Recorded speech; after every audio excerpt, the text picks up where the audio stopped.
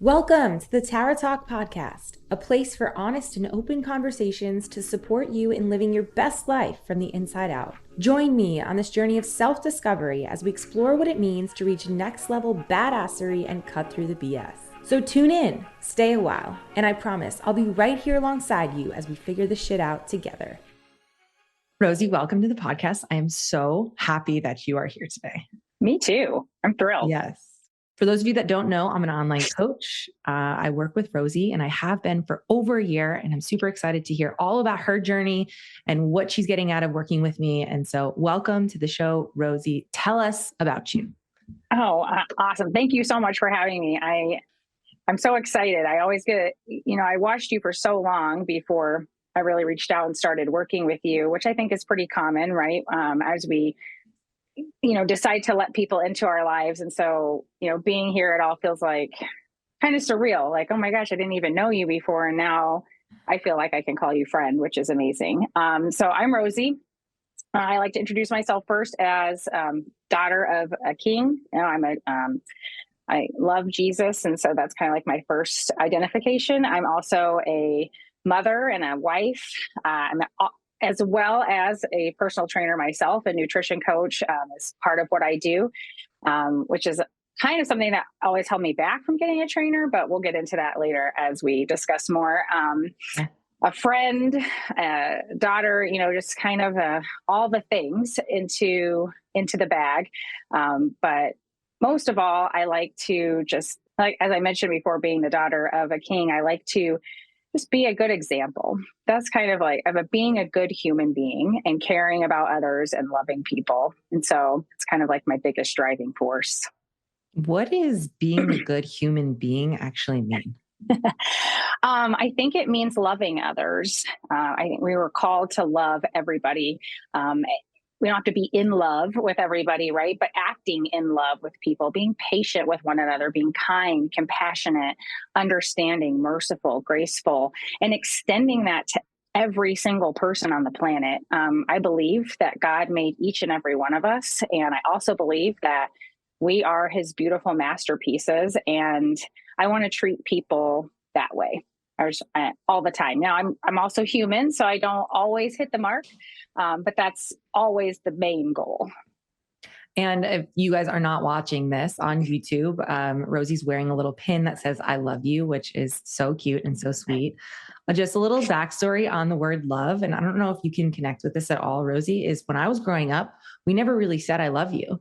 It wasn't like a thing that we would throw around. I think it was maybe because I had 3 brothers and maybe the brother-sister thing. We just didn't say I love you back and forth. And then I have a weird dynamic with my parents, so we just didn't say it. And now, like, being in the world of health and wellness and being with an amazing partner and having clients like you, I will throw the word love around because I full-heartedly mean it. And I'm so passionate about everyone really like loving each other and just being so grateful to one another. So what's your story with the word love? Do you have something similar like that? I definitely have a story when it comes to love. I think as a kid, I grew up with a single mom. My mom being a mom now and knowing what it takes to raise people. She did an amazing job with what she had available to her, with what she knew. But also growing up in a single parent family has its struggles. And at times I felt like I really had to earn my love, that I had to earn being paid attention to. And that wasn't true per se, but like in that environment and in that dynamic, it kind of left space for that. And that's kind of where my identification of what love is trying to earn it and prove it and gain it from people. And in the Bible, we are given love freely. And I feel like as my story has evolved, I want people to know that they don't have to earn it. They don't have to do anything to deserve it, to get it. I want people to know that they are loved wholeheartedly for who they are, for who God has made them to be, for everything, and not feel like that there's anything that they have to do to receive that love, because it's been so freely given to us. I want to freely give it to others. And it feels good to love. I like you, I love telling people I love them. I have friends who I say it to when we get off the phone, or I just text them, I love you. And I think it's important to let people, especially those in our life, to let them know that we love them, to let them know that that exists between the two of you, because I think it creates a really safe space when love is there. So. What happens if you say, I love you, and then you don't say it back? How do you feel? Oh, that's okay. That's okay. You don't want to bother you. No, they don't have to say it back. I mean, that's okay with me. I just like to tell people I love them. I think I've told cashiers I love them. I don't know. It's really, they probably are like, that chick is crazy. But I think I don't feel like I need that so much anymore. Like, I'm secure with the love that I know that I receive from God, and I'm secure with who I am and how I love myself and how I display that. And I feel like that's kind of enough. I don't want to necessarily, I grew up feeling like I had to get that from people all the time. And so it was just this constant battle of doing the right thing. And now it's like, they don't have to say, I love you back. It's okay.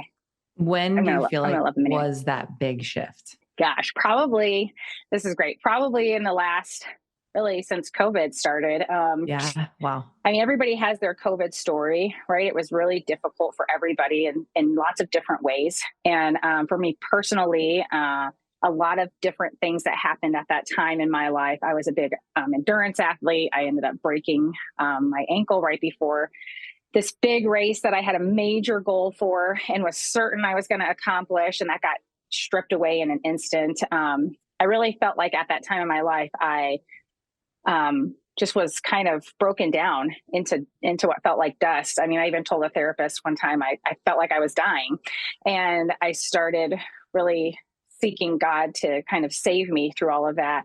And in that time, I was led to different coaches, right? So thus began my coaching journey.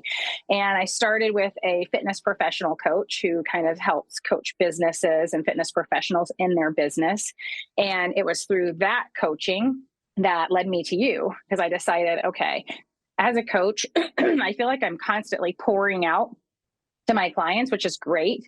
But at the end of the day, I was showing up to the gym just kind of with nothing left for me. Like I was moving my body and doing stuff, but it really didn't feel purposeful. And I didn't like the feeling of being in the gym without a purpose.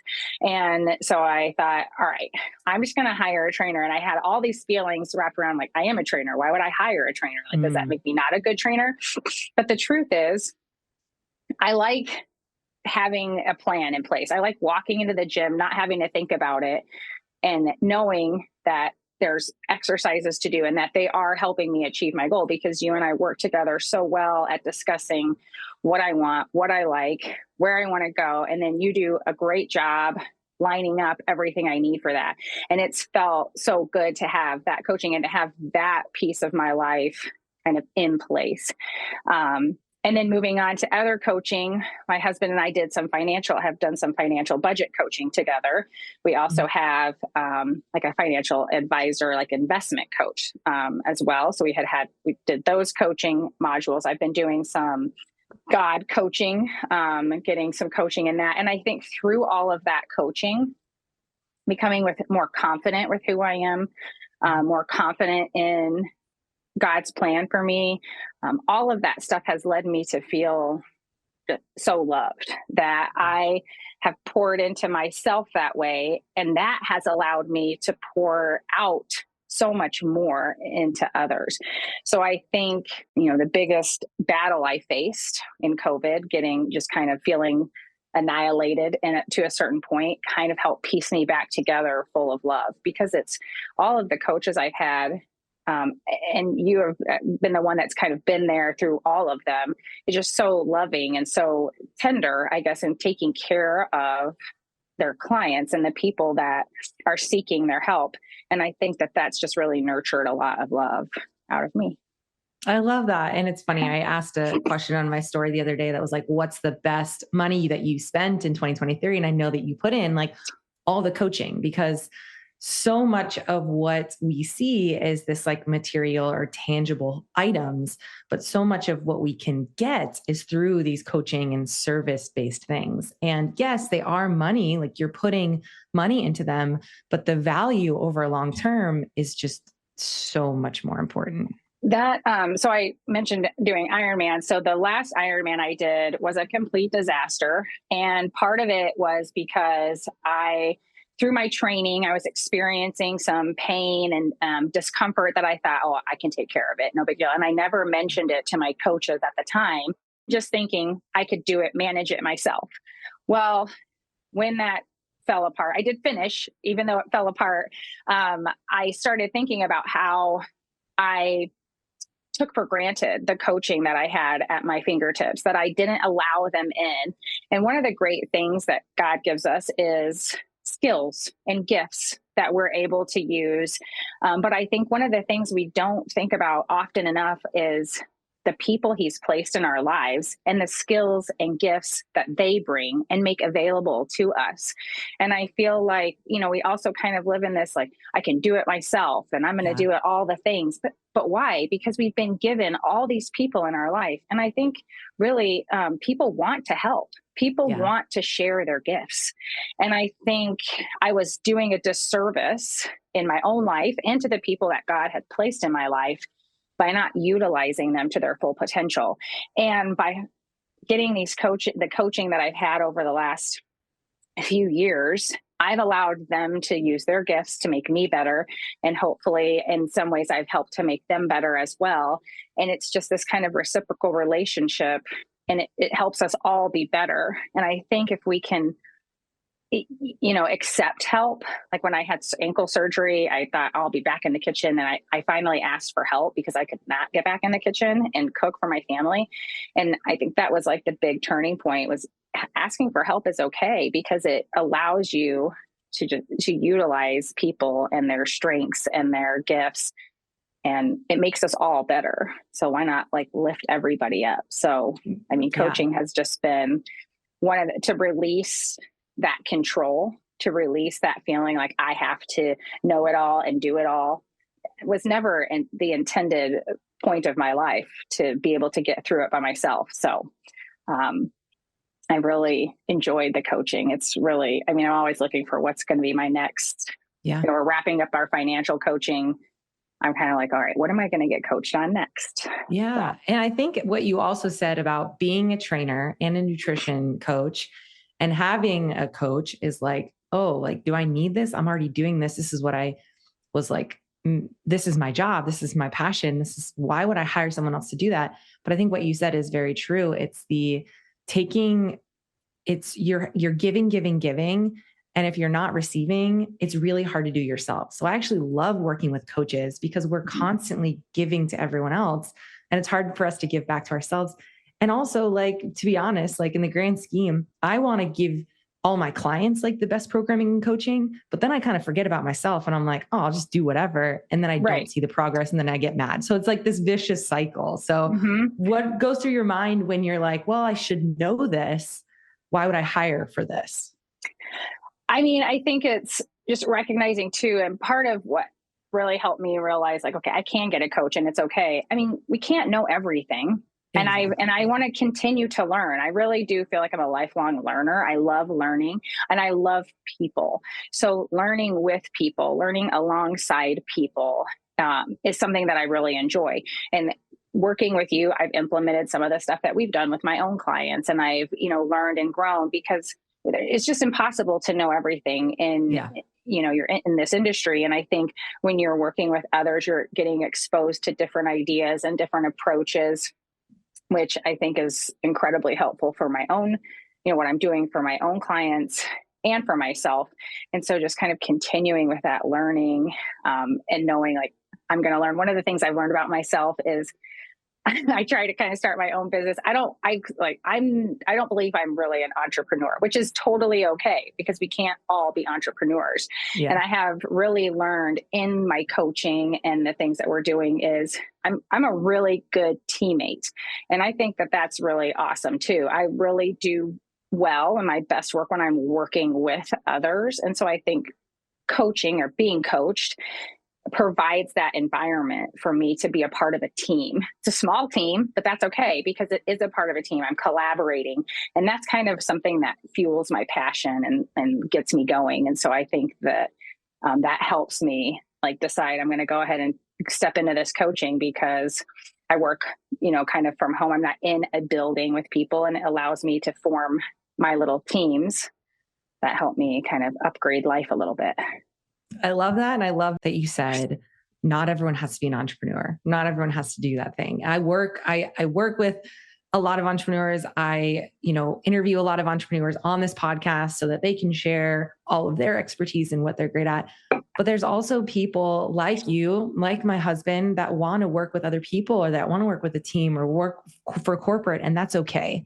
I think especially on social media, we see that like, oh, get your own business. Everything's great and amazing over here. And it's like, well, it is really freaking hard, but also it's not for everyone. And that's okay. Yeah. My husband and I talk a lot too about like our kids and, whether they're leaders or, you want to say followers. I feel like there could be a better word for that. But not everybody's a leader. And sometimes being that follower, it's essentially, I'm like, when I coach soccer, not every player on my team played, but those bench players are really integral to the team.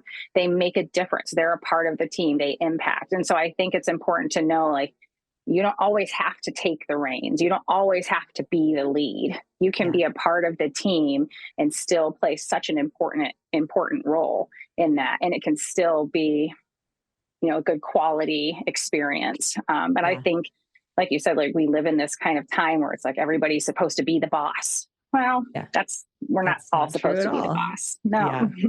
Okay, wait. Speaking of, do you still coach soccer? No, not anymore. Okay. When you did coach soccer, or I guess Rosie has 2 kids, 8 and 10, I want to say. Yeah, he'll be 8 in February. So pretty close. Okay. Yeah. And I want to know, are the kids winning everything? You know how it's like, okay, this team won and this team lost? Are they all still in this like everybody wins kind of phase? I mean, kind of. Well, it's hard for me to say because I was definitely a traditional team sports girl growing up. Okay. And I grew up in the 80s. So think about traditional team sports at the time. And my kids could be like further from that arena. Now, there's team sports is a lot more inclusive of a lot more things. So I'm not saying they're not in team sports, but it's just not what I did. Right. So, for instance, my daughter does cheer and gymnastics, which is individual a lot, what she's doing right now. And also kind of teamwork as well. But, I don't see, like my son did flag football, I guess, and everybody still gets a trophy, which I don't know. Why are we giving everyone trophies? Yeah, I don't know. And then I was always very competitive. I was just having this conversation with my mom because my daughter and my son are not competitive people at all. Okay. My daughter and I have a very different work ethic, a very different work drive. And I'm trying to learn to meet her where she's at because just because it's not like mine doesn't make it wrong. Right. But it is, my husband was a little upset that, they're not all into these team sports, whatever. And I kind of enjoy it because I feel like the world's gotten really tense with competition. They say comparison is the thief of joy, but competition is comparison. And so I try, it's like finding that balance of, I'm not saying competition's not okay, but finding that balance of being okay with not competing all the time, with not feeling like you have to level up with somebody against somebody all the time, because that creates so much stress and pressure and can make things not fun. But I do think, it's just finding that balance. And I think that balance is different for everybody. So kind of putting yourself in an environment where you have just enough that kind of keeps fueling you to go to the next level without smothering you into not wanting to do it anymore, if that makes sense. Yeah, absolutely. And this actually brings me to the next question of like your fitness journey. So obviously you said you did some sports growing up. You were an Ironman athlete, which I'd love to chat about that. And now, for the past over a year that we've been working together, there hasn't been like one specific thing that you're competing for or a race day or something. And so I'd love to know like your evolution of where you are now. And are you like wanting some of that competition aspect at all? Um, that's a good question because I was just looking up weightlifting competitions the That's other so day. funny. Sometimes my husband's like, I think you need to find something to compete in because, you really like having that. So I grew up playing soccer. I was very competitive growing up. Soccer was my main thing. And then I dabbled in lots of other different stuff. Then transitioning into adulthood, I did a lot of distance running. I was starting in college around 18. Is when I consistently started going to the gym and weightlifting. Now, was I on a specific program or plan? No, but I was consistently in the gym trying to use some weights, right? And then going through college, I ended up switching my major from engineering to become a PE teacher because I liked working out. So I became a PE teacher, and it always continued to have decent fitness. I would go to the gym, maybe take some classes, work out on my own. And then running was always kind of a big thing. I moved to Michigan, got a job at an athletic club, and racing became like a big thing because a lot of people there did racing and triathlons specifically. So I was really big into running, and I had PR'd in a half marathon. And so I'm all on this PR high. And my friend asked me, hey, do you want to do a half Ironman with me? Yeah, let's do it. Thinking like, sure, why not? And then realizing what I had got myself into, which was That's way more crazy. than So a half marathon. yes, it is. And I did my first half Ironman in Traverse City, and my goal was to get in under 6 hours, and I finished in 5:59, like 34. But I was like, that's under 6 hours, Yeah. which was pretty amazing for a very first time doing that. And I had a great race. It was absolutely amazing. I absolutely loved it. So I decided to sign up for another one. And I think that was COVID then happened. And so it got pushed back. So the race I was training for when I hurt my ankle was a 5K to run under 20 minutes, which I never got the opportunity to do, which is okay. And then when I healed up from my ankle surgery, I decided I wanted to take on another Ironman, just kind of prove I could, I guess. I'm not really sure. So in 2021, I did another one. And I hired a couple coaches for that. I had a running coach and a swim and bike coach. And then that kind of blew up. I had these really big high hopes. I got on my run. I could tell on the bike something wasn't feeling right in my right hip. But I just kind of kept pushing through it. I mean, you're in the race. I mean, like you're going now. Then I got to the run, and probably a half mile into the run, my right leg seized up. I had this like softball sticking out of my quad just above my knee, and I could hardly bend my leg, but I hobbled, I walked, jogged, cried my way to the finish line because I'm like, I am not going to not finish. So I did that. And then that kind of ended I had a lot of rehabbing to do because I had some big injuries. Then I started trying to run again, and I ended up breaking another ankle. Yeah. And that's when I decided all of that wasn't for me. But Ironman training, I'm so grateful for that training because the discipline that you have to have, I mean, because it's hours. I remember going out for a swim. My friend was paddleboarding in front of me, and she was my sight. So she would take me out on the lakes to do swims. And I remember we had paused at one point, and she asked me, are you listening to music? I was like, how am I listening to music? I'm like, no, I'm just watching the fish and talking to God. I mean, that's pretty much all you can do. And in Ironman races, you cannot listen to music. So I never trained with music because I didn't want to feel like I needed that. Mm-hmm. So it was a time when I got to spend a lot of time in my own head, right? I mean, you're out there running, and I didn't have a training partner. So a lot of my training was by myself. The bike I had a really bad accident on my bike when I very first started training for my first one.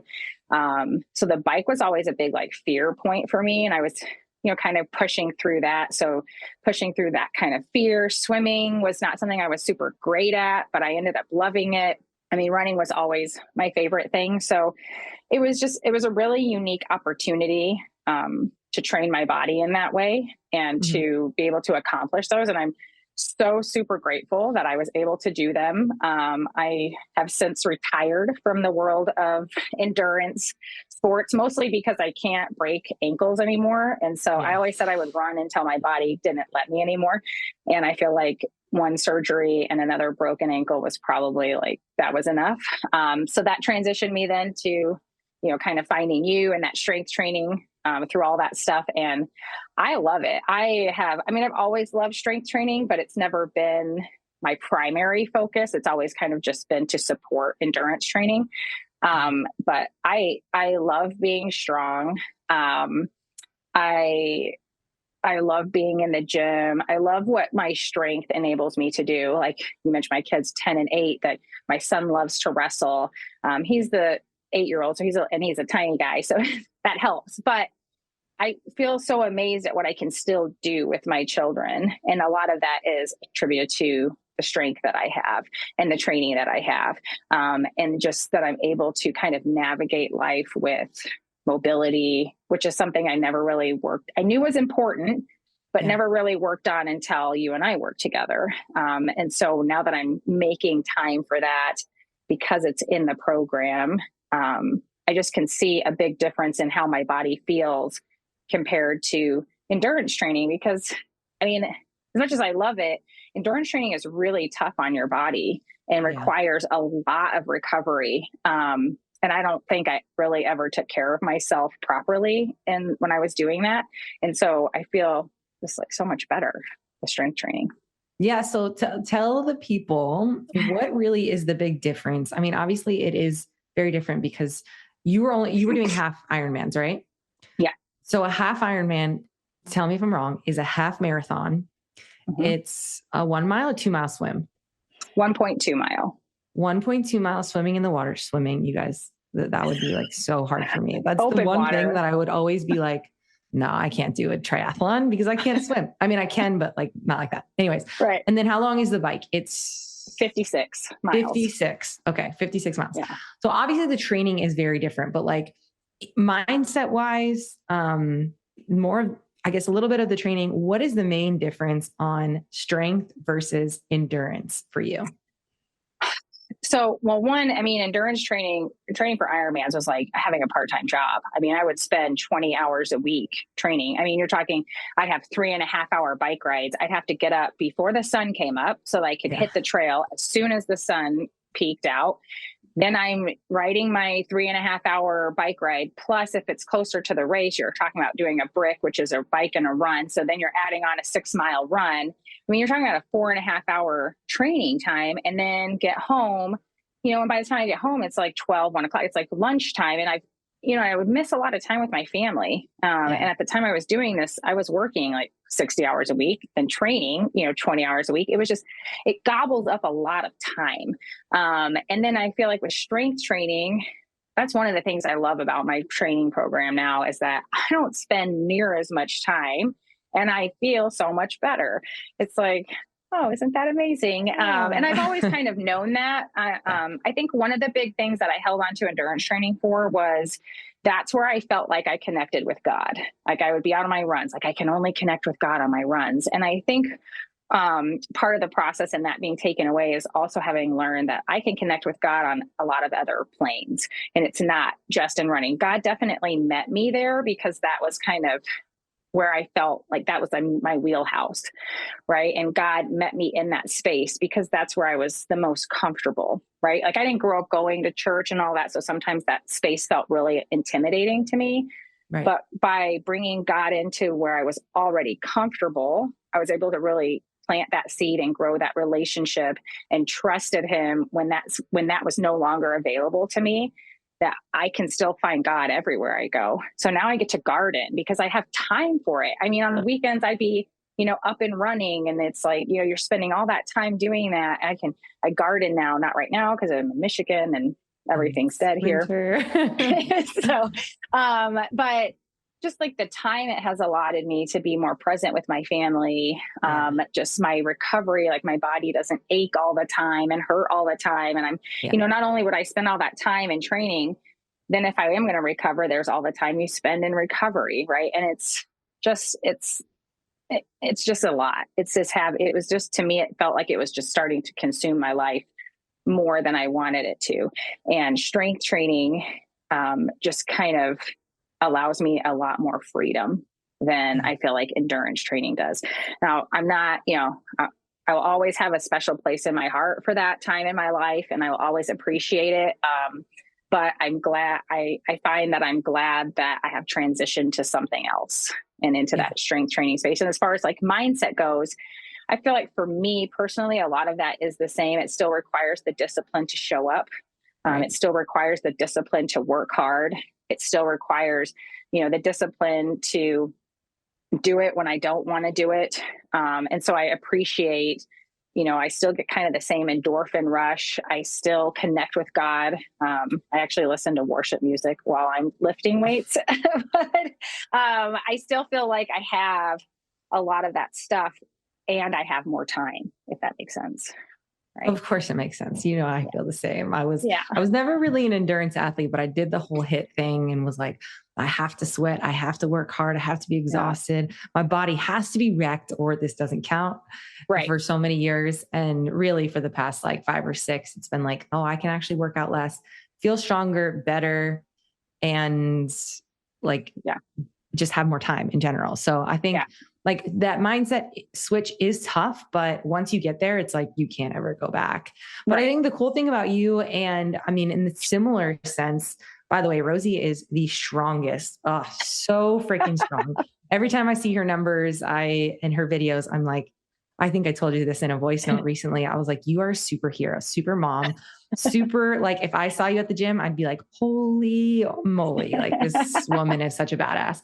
But she's also really agile and likes to do like plyometrics and conditioning and stuff too. And the fun thing about working with her is that we've been able to have these blocks of let's get super, super strong and see how much you can lift off the ground. And then also let's do this move that you've never been able to do before. And then, see that progression. So I think the cool thing about being an athlete for so long is that you do have this discipline and drive, but also you're so excited about the challenges. So, Oh, what kind of things could you give, like maybe a new gym goer, in January of 2024 that could get them really excited to keep going, to yeah. keep showing up? Okay. So I have been doing fitness for a long time, but there's a lot of things that I can't do or are new to me. I mean, every time I feel like every month Tara gives me something that I'm like, I just get angry and I'll even send her like, this is stupid and I hate it. And why did you put this in here? But then because we stay with the program for 4 to 5 weeks, like, and that's the other thing I think people miss when it comes to this type of training is you can't be doing a different exercise, a different workout every time you go to the gym. Like your body Yeah. needs time to progress in the movement pattern that you're giving it.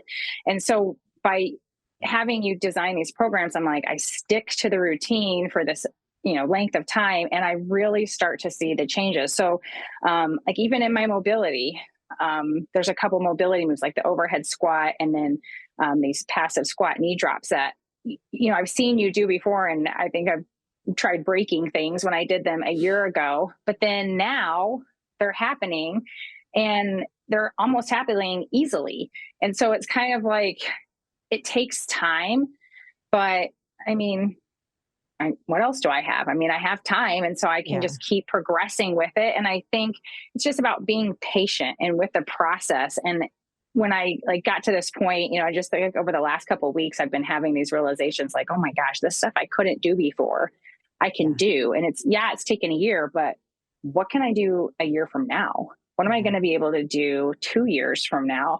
And that excites me because it's like, now I hope I'm here another year and 2 years after that and years after that. And it's like to think about the progress that I'll continue to make as I keep showing up. And as for if you're new in the gym, I think in January, there's a lot of people in this space and that can be intimidating and overwhelming. And even for me, I went to the gym yesterday and so many people in there. I mean, the outside of the gym was like steaming up, right? The windows are steaming. There's so many people. And even though I've been going for a long time, I don't like that. I don't necessarily like being in crowded spaces and gyms. So I will try to find an area of the gym maybe a corner or an area I can go and be by myself and do my own stuff so that I don't necessarily have to deal with the masses. Um, and learning how to kind of drown that out with either music or listening to a podcast, um, or whatever that might be, to help me feel like, even though I'm here and there's all these people here, I'm going to stay in my own space, and I'm going to, focus on me, because the reason I'm there, one, I want to make sure that like I'm respecting this vessel that I've been given and honoring it. And two, going to the gym fills me so that I can then pour out to others. So I don't always, it's not, it is about me, but it's also about other people. I'm a better mom because I go to the gym. I'm a better wife because I go to the gym. I'm a better coach. There's so many things I'm better at because I show up in that space. And I want to continue to be better for those people. I want to continue to offer value to people, and getting that in for me and feeling so strong and confident helps me to do that. So it's like, for me, it's a no-brainer. For somebody starting out, I think it's important to stay the course and to keep going, and to know that you're going to see those changes. And even though it might take, a little time, I know we live in an instant gratification kind of world, but I think there's something special about the stuff that takes time to develop. Yeah. Oh my gosh, I totally agree. And I think even just piggyback on that, like giving yourself some small wins too will get you into that place of like being patient for this long-term success. So for an example, it could be just like getting to the gym. It Yeah. could be having your clothes out already ready for you in the morning so that you could just put them on to go. It could be upping your steps, drinking more water. Like these little things can actually add up a ton over time too. And they can all be wins that add up in the long term. But the more For you sure. show up for yourself for those small wins, the more these like big wins become like more manageable and easier to get.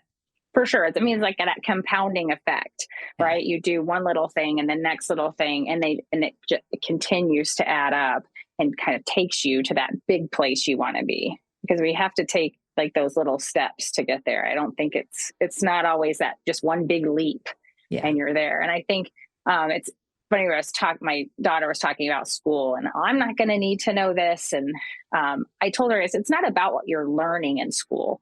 It's how you're how you develop skills that make you a good problem solver, skills that make you a good communicator, skills that make you good at relating to people. And you learn these skills through the projects that you do at school, through the assignments that you're doing, right? And same thing with coaching, right?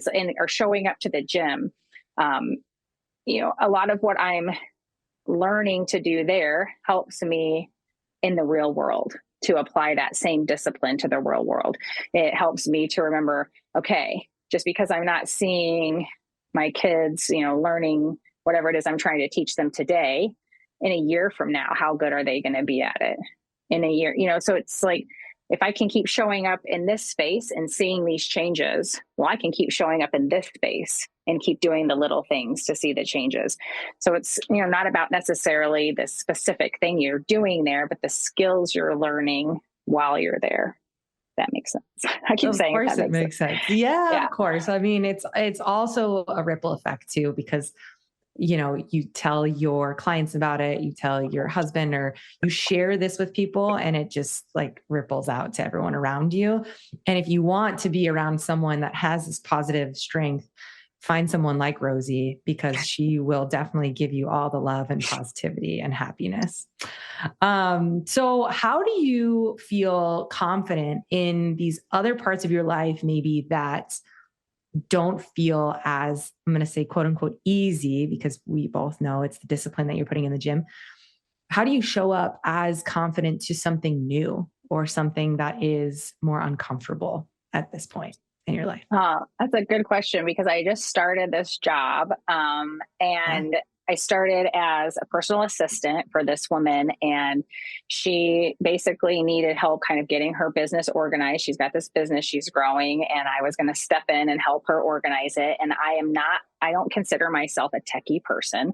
And she basically wants to streamline her whole business and her systems all kind of virtually. And was very intimidating and kind of scary because she would ask me, "Do you know how to do this?" Yep. And then I would get onto Google, "How do I do this?"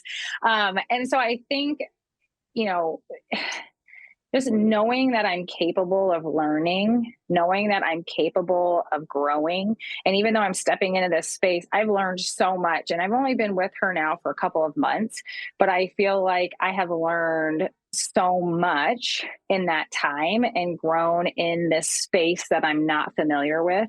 And I think applying a lot of what I am comfortable, like going to the gym, right? Like that's a very comfortable space for me, but taking those same principles, like why am I so comfortable when I show up there? Because I know I can figure it out. I know if I do it over and over again, I'll get better at it.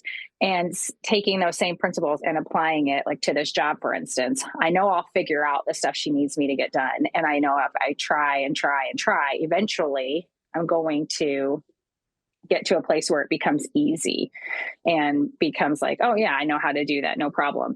And so I think it just, having that confidence going into places like, okay, I might be uncomfortable, but I've been uncomfortable with stuff before and I've gotten better at it. So as long as I can kind of stick with it, I know it will continue to improve. So I think that's kind of how I step into things that I'm uncomfortable with, just knowing that I kind of am relentless when it comes to being good at something. And so just not giving up and just Yeah. keep going. And like you said, you're a lifelong learner and you're resourceful. So it's almost like it's figure outable. You'll figure it out. Do you consider yourself tech savvy now?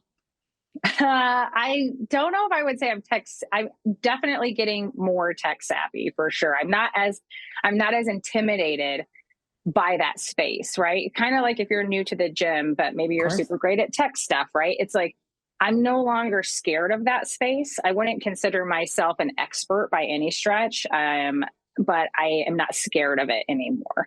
I know where I can go to find what I need. I know that if I try something and it doesn't work, that it's not like a failure. It's learning how not to do it and moving on and trying something else. So I don't feel scared of it anymore. And that's a huge step, I think, into anything, is just to not being able to release the fear of it allows for a lot more exploration. So I'm open to like learning a lot more about it now. Like there's so many, all these things I know that I never knew about before. It's exciting, right? It's Yeah.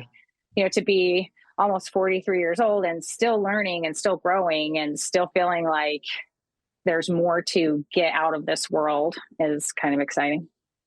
What's a big scary goal you have for 2024? A big scary goal. That's a great question. I think continuing to be comfortable in the space that I'm in. Before COVID kind of happened, before a lot of things transitioned in life, I had like a big job and very career driven, and I kind of let that go to be home more. And I consider myself more of a full-time mom with part-time work. And sometimes that's really hard for me because I feel like I have a lot to give the world. But in this year, I want to get to the point where I don't necessarily face that kind of back and forth conversation in my head of I'm not doing enough in the real world, because I feel like raising two children to be good humans is a really big task. And I just want to feel really comfortable with saying that my primary focus is here and my secondary focus of work, while I'm going to commit everything I have to that, I'm going to be okay with it being a secondary focus, because I know as my children grow and that I begin to have more time for that, that can grow too, because careers are always there. We can get a career anytime, right? But our children, we get one shot. And so I want to be just completely comfortable with my primary role right now and being their mom. And so that's kind of, I think, so that I no longer have those thoughts of I'm not contributing enough to the world. I want to have it be like I am doing the world a big service by sending out two people who are good and capable in the world. Yeah. You said the word enough a lot. What does enough actually mean? Like being enough in the world or something. I don't know. I think you feel like, you're supposed to do all of these things. Should put that in two quotes, you words. guys. Yeah, I say supposed to, like, two words I have been diligently eliminating from my vocabulary is should and just. Okay. I don't use those words. And if I do, I re-say my sentence to take them out, which can be interesting if you ever want to try it. Sometimes you really have to kind of think about that a little bit, how you eliminate those words. But, you know, I think that the world holds the standard of what's enough, right? What we're supposed to contribute, what we should be doing. And I want to feel like what I'm doing is impacting the world that God has put around me, that I don't have to impact the whole wide world. That Yeah. wasn't my task. That it's okay to stay focused on this world that's right here in front of me and not feel like I have to be touching every corner of the globe. Yeah. So your enough is in front of you. Yeah. Yeah. Love that. Yeah. That's another good one to do, you guys. If you want to try to define the word enough. It's harder than it seems. And a lot of times that word is based off of other experiences or memories or stuff that we had growing up because we are a product of our environment. So writing it out and thinking about it out loud is super helpful too. I love that. Yeah. So what I like to, finish off the podcast with this one question. I know you've been in fitness for so long, but like if you could go back, what is one thing that you would tell yourself before you started your fitness journey that you know now? Oh goodness. Strength matters. I think being strong, even if you're an endurance athlete, I have lots of endurance athlete friends who neglect strength and then wonder why they're not seeing improvements in their endurance training. Yeah. And I think the biggest thing is being strong matters. And I think dedicating time to that. And we all have different goals. And so that might look differently from person to person. But I think being strong is so important. And I kind of wish I had placed, I shouldn't say I wish I would have, right? That feels like a should in reverse. But if I could go back and tell, myself something is, keep that as your base and kind of let everything else work its way in if it fits. Don't try to force it, but being strong is just, that's the jam. Yeah. I like to call strength training as the queen because we don't need to use king over here. Right. Strength training is your queen. And then you can have other things kind of with it too. Right. Well, in chess, the queen has more mobility than the king anyway. So to be honest with you, I've never played chess. So this is something that I learned today. That's great. Okay. Now that I know that, I'm definitely going to use it more. Yeah. So I think strength training is kind of really the foundational piece because that's what adds to our longevity. I think that's what adds to our quality of life. You sprinkle in the rest. It's going to make your endurance training better if that's what you do, right? Your strength training is going to look different than mine, right? If you're an endurance athlete, because you have to spend time doing that too, right? So but that's the other great thing. And one of the things I've loved about being a fitness professional / being in the world of fitness as long as I have is we're so moldable, and fitness is such a catalyst for that. It is just what can help mold you and help you be what you need to be in whatever season of life you're in. And that kind of going back to how we train and what we've done, we've had seasons where we've focused on my big strength numbers, where it's been all about strength, strength, strength. And now we've kind of morphed into a little bit of more conditioning and maybe what I like to say is like applying that strength, but still working on being strong. And so you can just really make it whatever you want it to be. It doesn't have to be, I don't want people to feel like they have to put like, well, if I'm strength training, that means I can only go to the gym and do this or that. It can be so many things, and it can really form and shape to whatever the demands of your life are at that time. So. Yeah. Love that. Is there anything else you want to leave with the audience, and where can people find you, Rosi? Okay. Well, just to talk up my girl, Tara, a little bit more. I always tell her this every time we're together, and we just met, and I didn't say we met recently, and I didn't say this, but I appreciate you. I appreciate you for everything that you bring into my life. I appreciate that, you and I don't always share the same, we're not everything we like interests that we have are the same, but we're I think we're so open with one another and so accepting. And I appreciate that about you. You're so comfortable to work with. And I always look forward to our time together. And I think you're just the best. And I, I have been so grateful for the way that you have tailored my training and really just made it become a part of my life I enjoy again. It doesn't feel like work anymore. It just feels like something I enjoy. So thank you. I think you're great. Thank you so much. I appreciate that. What about on Instagram? People can find you and connect with you. At FitLivin, FITTLIVIN, is where you can find me on Instagram. And that's pretty much it. And you can find me on Facebook, the same thing, whatever. But yeah, that's where you can follow me if you want to see what I'm up to from day to day. Yes. Well, again, thank you so much for being here. This is a great, open, honest conversation. I appreciate you, and we'll talk to you soon. Thanks for coming to this Tara Talk. I hope you're taking something away from this episode, and if so, I would love to hear about it. You can connect with me at The Tara Talk and at Tara LaFerrara on Instagram. A few ways you can help support the show and help spread the word. You can share it on Instagram, tag at The Tara Talk and at Tara LaFerrara. Send an episode to a friend, and please leave a review if the show is resonating with you. It takes just a few minutes, and it means so much to help this show grow, and it helps me to continue to bring on badass guests for all of us to learn and grow from. I am so happy you're here and excited to be on this journey with you. Until next time, be a badass with a good ass.